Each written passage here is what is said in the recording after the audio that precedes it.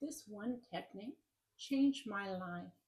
It gave me the stepping stones that I needed to finally overcome my fears.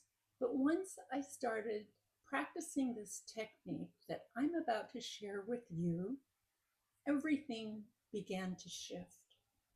I spent 4 decades as a chronically shy person, unable to join in, unable to enjoy social gatherings, always watching from the sidelines. I transformed from a chronically shy woman into someone who genuinely enjoys the life that I live. I'm Esther. I'm the author of the book, You Were Shy from the Shadows to the Spotlight. I published my story to help others who were struggling with debilitating shyness to show them that it is possible to step beyond the fears that hold us back. I started this YouTube channel for the same reason, to encourage you, no matter your age, that shyness and anxiety can be relieved if we learn how to retrain our minds. Years ago, I read a book called Speak Up. I don't remember the author's name, and I haven't seen the book in years. But one chapter changed everything for me. It gave me hope that one day I would feel comfortable socializing or being in groups of people. And here's the tip. When you meet someone or when you're in a social gathering and you need to start a conversation, begin by asking questions about them. People usually love to talk about themselves. Shift your mindset from thinking, what are they thinking about me, to let me learn something about them. Pay attention to their answers so that you can follow up with another question and keep the conversation flowing. And usually they'll start asking questions about you too. The first time I tried this, I was amazed.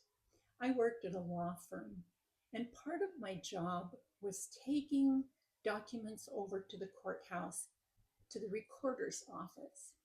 None of the legal assistants liked that task because the recording clerk seldom spoke. He just takes the papers, records them, hands them back, and goes back to his desk. Not even a smile. Everybody complained about that. One day, as I walked to the courthouse, I decided I'm going to try this technique that I just read about. So when I walked in, he took my papers from my hand and turned to record them. I noticed a picture on his desk, a young man holding a basketball. So I gathered the courage and said, "Is that your son in the picture?"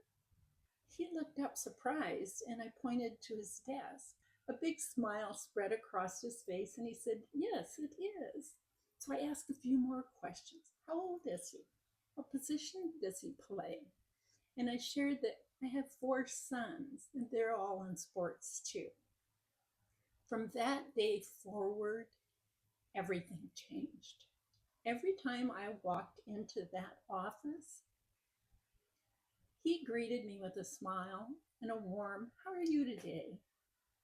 Over the next 26 years working in that law firm, I watched this little 12-year-old boy grow up, graduate high school, graduate college, and get married, all through these little conversations we had at the courthouse.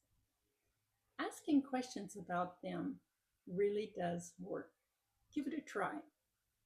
If this information is helpful for you, please hit that like button. Subscribe and follow along if you want more encouraging tips about stepping beyond your comfort zone and past the fears that hold you back in life. And if you know someone else who might benefit from this information, feel free to share the video with them. I'll see you in my next video.